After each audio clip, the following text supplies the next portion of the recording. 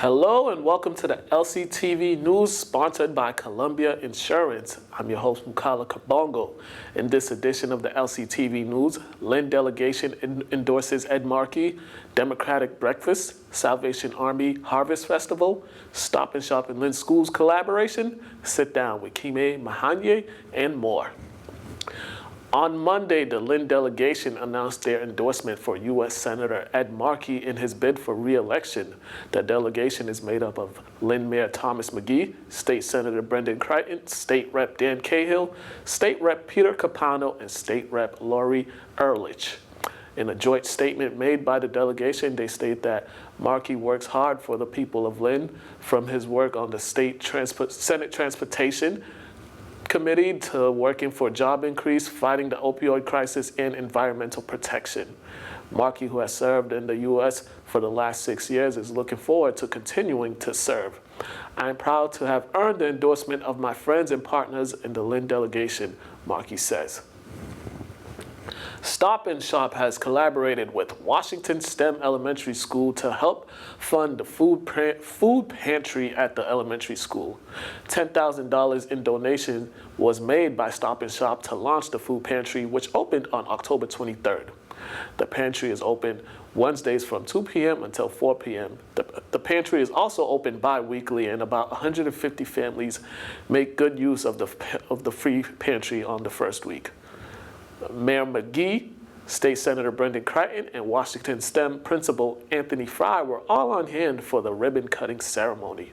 Principal Anthony Fry hopes to turn the food pantry into a community school that will be available for the entire community. Beginning on Monday, November 4th, the Lynn Department of Public Works will begin construction for resurfacing. The streets for resurfacing on Monday will be Tracy Avenue and Rockdale Avenue. On Tuesday, November 5th, the streets to be resurfaced will be Henry Avenue, Eade Street, and Nicholas Ave. There will be no parking between 7 a.m. until 5 p.m. For questions and concerns on the resurfacing, residents should contact the Department of Public Works. Now for the police update. On Monday morning, an elderly Lynn resident passed away after a car accident on Chestnut Street, where he crashed into two cars after driving into oncoming traffic. The 68-year-old man, who has yet to be identified, was driving on Chestnut Street close to Adams Street before 10:30 a.m., according to Lieutenant Michael Kimmick. The driver was taken to Salem Hospital, where he was pronounced dead. The cause of the crash remains under investigation by Lynn Police. Monday morning, 2 men were arrested after police discovered fentanyl, cocaine, and marijuana at their Chase Street home. Christopher Alonzo was charged with cocaine and fentanyl distribution, and Wahaskel Figueroa Castro is being charged with fentanyl trafficking 36+ grams. The arrest came following a joint investigation by the Lynn Police Drug Task Force and Gang Unit, along with Massachusetts State Police Gang Unit. The investigation led to the seizure of 69 grams of fentanyl, 5 grams of cocaine, 5 ounces of marijuana, and $10,870 in cash. This according to Lieutenant Michael Kimmick. Lynn Police Department will be getting more manpower as they are set to hire 26 new police officers. At this time, the department are in the process of interviewing new recruits. These recruits are expected to begin the police academy in January and will begin serving the community in June. Of the 26 new hires, 10 will be paid approximately $720,000. This was set aside from the $3.94 million the city set aside in negotiations from the health insurance savings. With the retirement of officers in the department, the remaining 16 officers will replace those officers who are set to retire. In August, 9 officers were sworn in, and an additional 5 recruits are currently in the police academy and are set to join the force in the upcoming weeks. With these additions, the department would now have 199 officers on duty, but with the anticipated retirements in 2020, that number is expected to be lower. On Sunday, the Lynn Democrats held their annual breakfast featuring Joe Kennedy III, Ed Markey, Mayor McGee, and others. LCTV was on hand for the ceremony.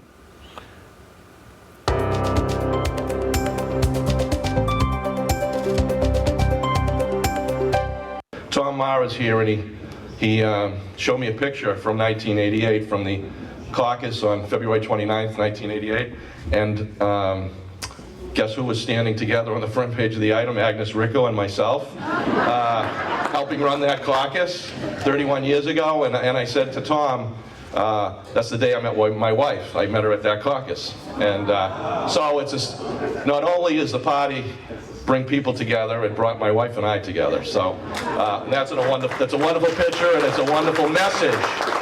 But I think a couple of different presidents said it in a way that I think reflects on our values. So I'm gonna use a couple of brief comments from two different presidents. In these days of difficulty, we Americans everywhere must and shall choose the path of social justice, the path of faith, the path of hope, and the path of love towards our fellow man. That was Franklin Roosevelt. The values that we hold dear here in Massachusetts, they are under direct assault. The American dream that so many people in the Commonwealth are striving for, it is becoming increasingly impossible for them to achieve. Income inequality, college affordability, social injustice, a deadly opioid crisis. All of these things are making it harder for our families to climb the ladder of success.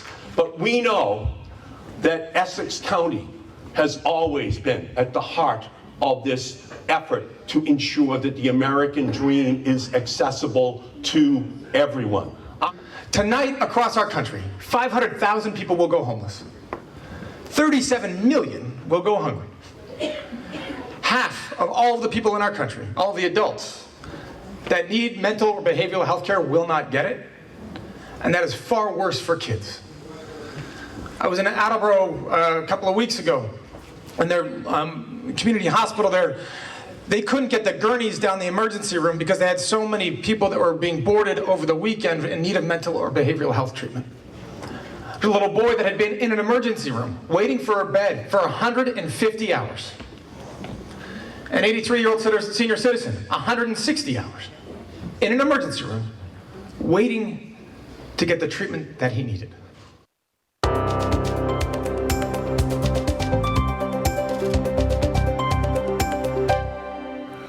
Last Thursday, North Shore Community College held its annual Forum on Tolerance, focusing on online hate and the ways to stop it. LCTV sent a crew to the college for the forum.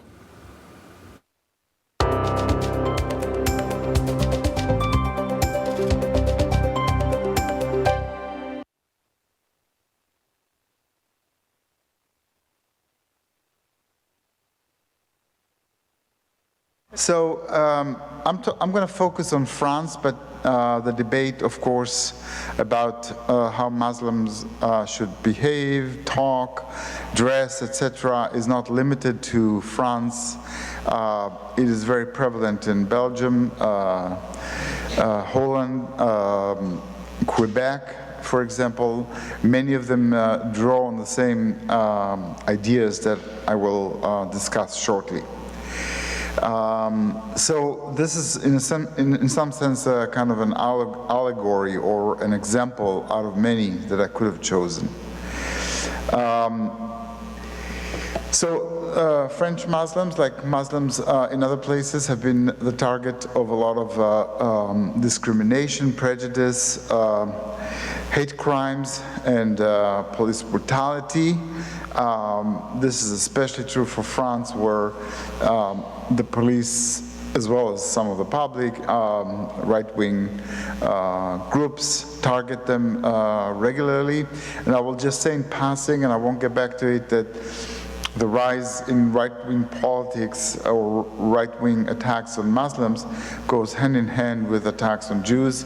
It's a very complicated connection, but the fact that a lot of Jews are including some of my close friends, are oblivious to this connection, makes it hard to explain that this is part of a bigger picture. This is not just about Muslims, it's about minorities, immigrants, anybody who is not part of the what is considered purely French, and eventually it'll break apart in that sense.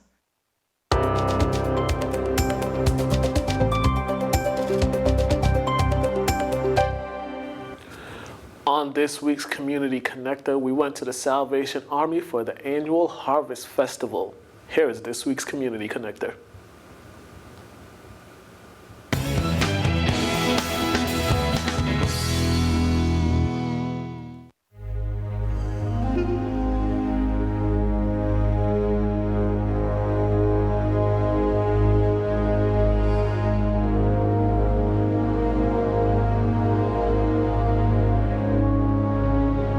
This is so perfect for my daughter.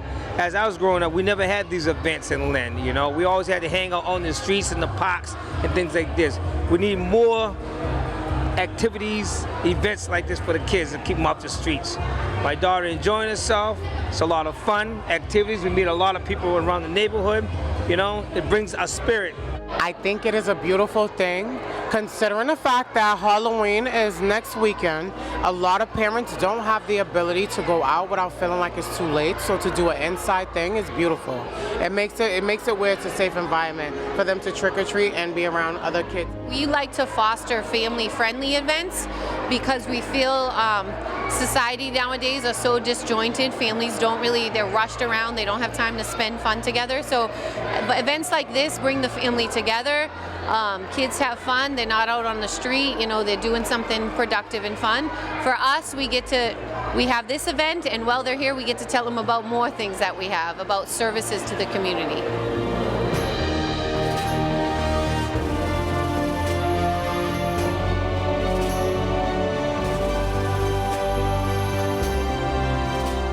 I think that when I was growing up, we used to have a center called the Culture Center. Lynn Community Culture Center used to throw some events for the kids to hang out, to be together, enjoy themselves. You know, that keeps away gang violence and everything else. And tonight, I love it that my daughter can come down here on a Friday night, enjoy herself, and be among some of her friends and some of her family members, and get to see what it's all about and what's Lynn becoming. I mean, again, there's so many things they could other be doing, and we want to show them a good time without getting into trouble. A good time that both shows creativity and has games and fun. Well, I think that for now, we're honestly looking at everybody learning how to work together. Everybody speaks of unity, but the reality is it takes actual footwork. So it's like one step at a time. So Salvation Army doing things like this where the community could come together and congregate and do all their fun stuff and share their holidays together with people they've never met. It's like one of the most amazing ways you can get people together. So that's where the unity starts at.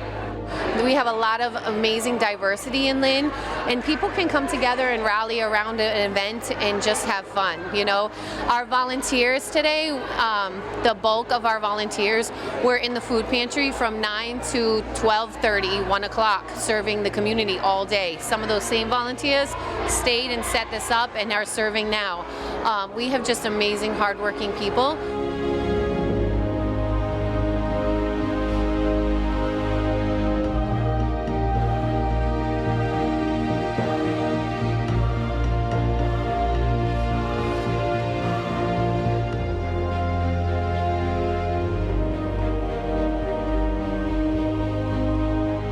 I hope they learn that it is a beautiful thing for everyone to come together and share happiness, because when you do stuff like that, you make it where it's impossible to feel sad or alone. This world's so big, you know? Today, on Friday nights, kids don't have too much options to do. As I was growing up, our only option was to do is go down to the park, hang around, play basketball, and you know, and usually some bad activities happen. But tonight is a night that shows that Lynn is growing and Lynn is really bringing the community together. Our gym has been in construction, so it is amazing that we were able to squeeze this in between, and we're so thankful that that work is being done. And also a lot of the stuff that we're using tonight has been donated. So we thank, there's a bakery in Peabody has donated the bread, and Shaw's donates goods. They donated us the chips and the water. So we're just so thankful for people who donate, because we can use them for things like this as well as for the food pantry.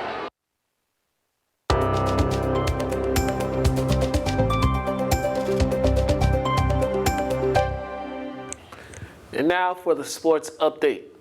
The MIAA state tournament pairings have been announced in football, and Lynn high schools are well represented. In Division 8, Kip Academy will take on Charlestown this Saturday at 6 p.m. at Manning Field. Lynn Tech will host Matanon Friday night at Manning Field.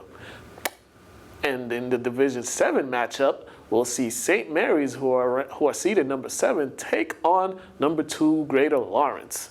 Lynn Classical and Lynn English are seeded 5 and 7 in the Division 3 North. The Rams, who are the 5 seed, will travel to take on Wilmington tonight in Wilmington. Lynn English, the number 7 seed, will take on Tewksbury Saturday afternoon in Tewksbury. This will be the second playoff meeting between the two schools in the last 3 years. In the opening round of the Massachusetts Charter School Athletic Organization Tournament, Kip Academy boys soccer team took down Collegiate Charter of Lowell 7-2. Marco Escobar scored 3 of the 7 goals for the Panthers. Escobar scored his first goal minutes after an unsuccessful free kick attempt that made it 1-0. Halfway through the first period, Escobar scored his second goal after breaking away from a defender. Escobar would score his 3rd goal right before halftime after Lowell had cut the lead to 2-1. The Panthers took a 3-1 lead into the half and would breeze through in the second half. Kip now moves on to the semifinal game on Tuesday in Medford. They will take on the winner of Match in Excel. The Boston Celtics won their 3rd straight game Wednesday night after defeating the Milwaukee Bucks 116-105 at the TD Garden. The Celtics used a 26-7 run that began midway through the 3rd quarter and into the 4th quarter after they were down 19 points. All 5 Celtics starters scored in double digits. Kemba Walker led the charge with 32 points. Gordon Hayward added a double-double for the Green Team as he put in 21 points and grabbed 10 rebounds, and also added 7 assists. The Celtics look to extend their winning streak to 4 as they take on the New York Knicks tonight at TD Garden. Tip-off is at 7:30 p.m. Congratulations to the Washington Nationals on winning the 2019 World Series after their 6-2 victory in Game 7 over the Houston Astros in Houston. After being down 2-0, the Nationals got things going in the 7th inning after scoring 3 runs to take a 3-2 lead and never looked back. Anthony Rondon got a homer that gave the Nationals their first score of the game, and that was followed by a 2-run homer by Kendrick that gave the Nationals a 3-2 lead. Juan Soto would hit a single in the top of the 8th inning that extended the lead to 4-2, and pitcher Patrick Corbin and Daniel Hudson would close out the game after starting pitcher Matt Scherzer went 5 innings, allowing 2 runs and striking out 3 batters. This is the first World Series championships in franchise history. On Thursday Night Football, the San Francisco 49ers defeated the Arizona Cardinals 28-25 in Arizona. The 49ers got a big game from quarterback Jimmy Garoppolo, who threw for 317 yards and added 4 touchdowns. Newly acquired receiver Emmanuel Sanders caught 7 receptions for 112 yards and a touchdown. Kyler Murray continues his stellar play in his rookie season. Murray threw for 241 yards with 2 touchdowns and no interception. Running back Kenyon Drake had his first 100-yard game of the season as he rushed for 110 yards on 15 carries. The 49ers, now 8-0, will have 11 days off until they face off against the Seattle Seahawks on Monday Night Football on November 11th. The Cardinals travel to Tampa Bay on November 10th to take on the Buccaneers. On this week's Lowdown, we sat down with Lynn Chief Executive Officer, Lynn Health Center Chief Executive Officer, Kiame Mahaniah. Here is this week's Lowdown.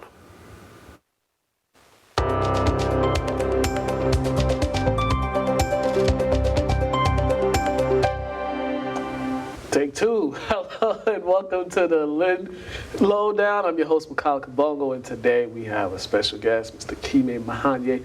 Emphasis on the second. He is the Chief Executive Officer at the Lynn Community Health Center. Hello, sir. How are you? I'm doing very well. Thanks for inviting me here. Oh, no problem. Thank you for taking time out of your busy day to come and chat with us. So, first question, how does one stumble upon the Chief Executive Officer role? A little bit unusual. I'm a physician, so I'm a family physician, and rose through the ranks as a medical leader, became Chief Medical Officer about 6 years ago, and then became chief medical officer at Lynn 4 years ago. And then my boss retired, and the CEO job was open, and I was chosen. And so that's generally the way it happens. You have to sort of rise through the ranks to the top of your department, and then you interview. Yes, it seems like it was kind of a quick transition for you. You was quickly rising to the ranks. Yes. All right. So since you've taken over as Chief Executive Officer at the Lynn Community Health Center, when you got in place, what were some things that you wanted to get started? What were some initiatives that you wanted to get put in place? Well, I think the Lynn Community Health Center's mission is to provide a care regardless of people's ability to pay. So I wanted to make sure that continued. And one of my big focus has really been, what can we do for the most vulnerable members of our community? My professional passion is substance use disorder treatment, so heroin addiction, opioid addiction. And so I wanted to make sure that the program kept growing so we can address the need that's here for treatment.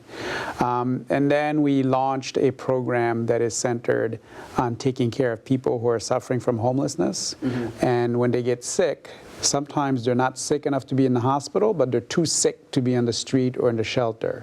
So we created a program where they can be taken care of as long as they're sick. So those are the two big program that's happened in the last 2 years. But other than that, we're an enormous organization. We serve about half the city, so we have about 42,000 patients. And we have about 650 employees. So a lot of my daily work is just keeping things going. And I'd say only about 20% of my time is dedicated to, okay, how are we going to change? How are we going to bring new things on? Can you talk about the team aspect over there? Because every time I've gone over there, it seems like everybody works well together or communicates well together. Is that one of the main important things that helps the community run as fluid as it does? Yeah, I'm glad you noticed. But yeah, so we're a little bit unusual in the sense that we're divided into those teams. And so if you go to your team, you'll have not only your regular doctor or nurse practitioner or physician assistant, but you also have your regular therapist. And you also have your regular person to prescribe psychiatry medications, and your own sort of nurse and medical assistant. So they form, even though the place is big, when you go there as a patient, you feel that you're part of a smaller family, small organization. And in particular, the integration of behavioral health, so mental health treatment, and primary care, which most people think of as sort of medical. And then we layer on treatment for substance use disorder. And that all happens within your team, so you don't have to go anywhere else. But yes, you're right, that is one of our sort of strong suits. And when we're recruiting, it's actually one of the things that we sell to people who want to employ, but it's also something that we think has great value to the patients. And you guys are very diverse too. That's another thing I've noticed. It's a very diverse team and staff throughout the building. Yeah, so I would say that the majority of our employees are from Lynn, and so they reflect the city of Lynn, right? So if you walk in, you'll see, lots of Cambodian-speaking patients, lots of Arabic-speaking employees, lots of Spanish-speaking employees, and we're unionized, so we're lucky enough to be unionized, and we have a really tight connection with the union in terms of educational benefits for our employees. So many of our employees start out at entry-level jobs and then stay with us and grow and sort of pursue their professional dreams with us. But yes, one of our big goals is to be a place that employs Lynn citizens, Lynn community members, and part of our job is not only to take care of patients, but also to further the career of people who live in Lynn. Correct me if I'm wrong, did you guys just recently receive a grant from the state or? Yeah, from the feds, yes. The federal government. Can you talk about that? Yeah, so we're a fairly big organization, but about $20 million of our budget is grants. And one of the most recent and biggest grants that we got was from the Center for Disease Control, so that's a federal entity. And what they wanted to test out is what happens if you have a health center, a community-based health center, find people who are at risk for tuberculosis and then treat them. Because nationwide, it's really hard for doctors to keep track of patients who are at risk and who start treatment. So the numbers are not very high, but we managed to pull about an 80% success rate, which is amazing given that we ended up testing, I think, 8,000 or 9,000 Lynn residents. So we tested like 10% of the city. Yeah. And anybody who wasn't born in the U.S. And who wasn't born either in the U.S. or Canada or Europe is considered essentially at risk. So, but yeah, that was a great success. Yes, so the CDC came by last month to talk about it, and the state was here because they were excited because we were the only health center that the CDC worked with in the whole nation. So that was pretty exciting. Now, were you guys were working on this since for A long like time. 5-6 years, Yes, correct? 5-6 years. Yeah, the grant started 3 years ago, but we'd started the program and the work many years before that. And that's probably one of the landmarks of what we do. Generally, we'll identify a need, and we'll start doing the work even though we may not make money on it. And then eventually we'll prove that it's a good idea, and then we'll find somebody who's willing to help fund the program so that we can offer the services to the city of Lynn. Now, recently I read North Shore Community College, they received a grant to help battle the opioid crisis in the city of Lynn. What does the community health center's role in fighting addiction, in battle, in helping those who who have opioid addiction? Yeah, so number one, we're very close with North Shore Community College, and so we work with them, and we will be working with them on that grant. So Lynn Community Health Center currently has one of the biggest outpatient treatment centers in the state. So we have over 600 patients that we're treating, and we do the full spectrum, meaning that we can either do just therapy if that's what you're interested in, and you just want to be completely abstinent and not take anything. We also do the Vivitrol injections, which is an injection you get every 30 days. We do Suboxone. And so we offer all of those treatments, and we offer primary care to you while you're getting those treatments. So we integrate treatment of HIV, Hep C, TB, and then regular stuff, diabetes, hypertension, that most people think of as regular. We also treat. And then our success rate is pretty astounding. One of our biggest and newest programs now is that, Excuse me. bless you, one of our biggest programs now is that we treat pregnant women who are suffering from substance use disorder. And so we get to know them while they're pregnant. We actually deliver them in the hospital. We take care of them while they're in the hospital. And when they come out, we take care of them and their kids. So, yeah, we're able to cover the whole spectrum in terms of treatment, and we're able to also provide one of the nice things about coming to Lynn Community Health Center if you have an opioid addiction is that we can, yes, address the substance use, but we can also address all your other medical needs. Like you don't have to keep introducing yourself over and over to different specialists or different teams. Yeah, that's definitely a great thing. You guys have a lot on your plate that you guys have to deal with. It seems like you guys are doing just fine and trying to help everyone that you can. Lastly, we got about a minute left. Lastly, just like myself, he's from the Congo. So yes. There's something in common. Yes. And he's recent. When did you leave the Congo to come to the U.S.? So I left the Congo in 1989. Okay. So that was before the Civil War. Yeah. Yeah, so I came here for college. But my father and uncles and about 30 of my cousins are still there. But a lot of us are in the U.S. and Canada. Nice. Yes. I left in '93. 93. Okay. So yes. We've both been here for a long time. But hey, thank you for coming. Thank you for inviting me. It was my pleasure. It was my pleasure. Great, all the information. And also, lastly, if you could just tell people if they want to, any information that they need to get about the Lynn Community Health Center, where they can go, what's your hours of operation and all that. So the best place to start is our website. If you just type Lynn Community Health Center in your browser, you'll land on our website. We're open every day from 8 in the morning until 6 in the evening, except for Friday. And we're also open Saturday from 9 to 3, and then we're open Sunday from 12 to 4. So we're open 7 days a week. We have enrollment, so if you don't have insurance, you can get enrolled through us. You don't have to be our patient for that, but any of our services are open to any resident of the city of Lynn. All right, thank you for that information. You guys have been watching the Lynn Lowdown. Have a great day, ladies and gentlemen.